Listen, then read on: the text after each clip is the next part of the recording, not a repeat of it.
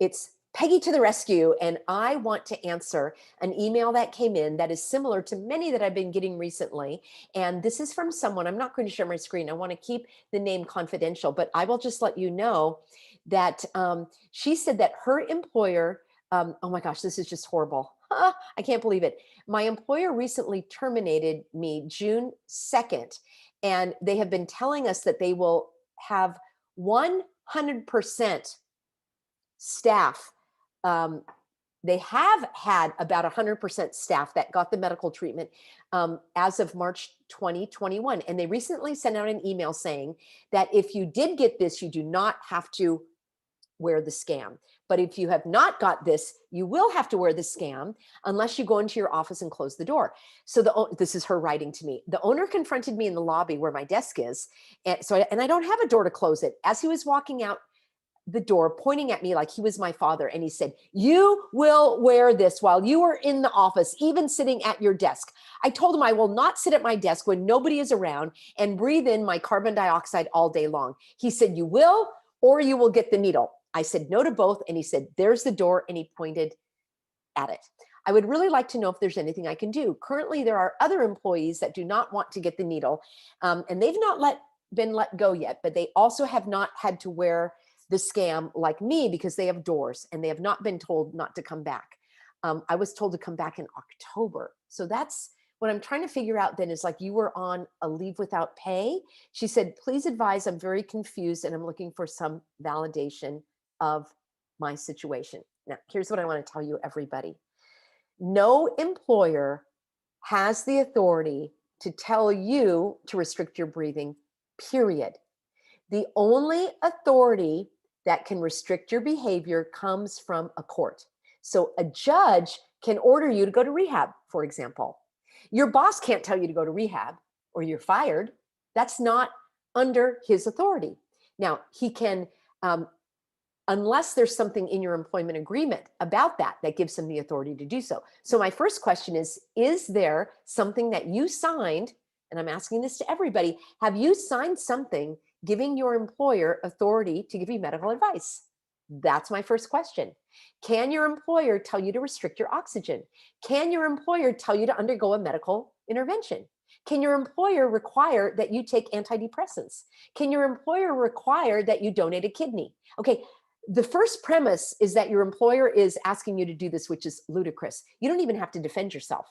My advice is you turn the tables and you say, "Boss, you show me the authority that you have to require me to do this." And of course, they can't do that. Now, I understand this sounds like it was a very heated exchange. So is your employer a licensed medical doctor? No. So what you do is each state has an agency that handles something called fair employment and housing. I know it's kind of a strange word.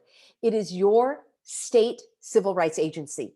In California, it's called the Department of Fair Employment and Housing, dfeh.cad.org. Now, I'm going to teach an entire class on what to do when you've been discriminated against. But just for now, I want you to know that every state has an agency that handles these kinds of complaints of discrimination.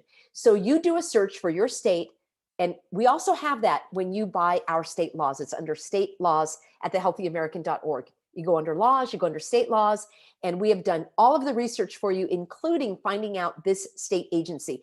That's just us doing the shortcut for you. If you don't want to invest in that, that's fine. You can do your own research.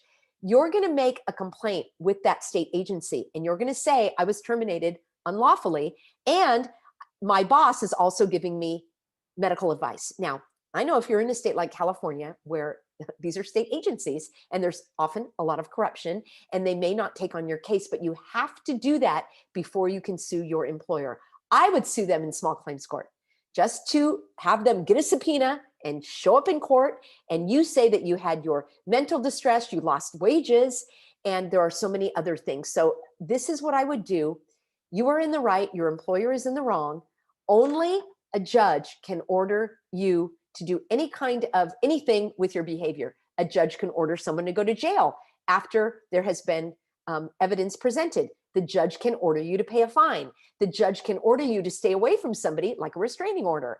So only a judge can determine your behavior outside of the law. There is no law for this, there's no law for the test, and there's no law for this. All of that is illegal, unlawful, and you need to fight it. Now, my question to you would be, are there other employees at your company that will stand with you? You guys need to do this en masse, not en masse. You need to do it en masse. You need to get together and you have got to fight this employer. The other thing I would say is look for another job. I mean, I know it's easier said than done, but why in the world would you work for somebody that's mentally ill?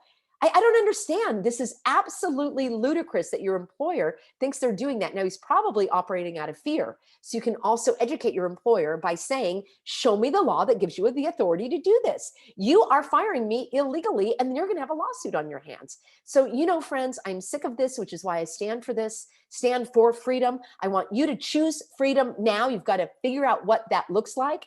And if you have been complying, it's going to be a lot harder for you to stand up against the needle, which is why for over a year, I've been giving you all of the remedies on how to be a free oxygen breather. It's still there at thehealthyamerican.org. I will be back with you very soon with another in my series of Peggy to the Rescue to help answer your questions when you have had these troubling, treacherous seas. And I definitely want to help you keep your head above the waves. See you soon, everybody. Thehealthyamerican.org.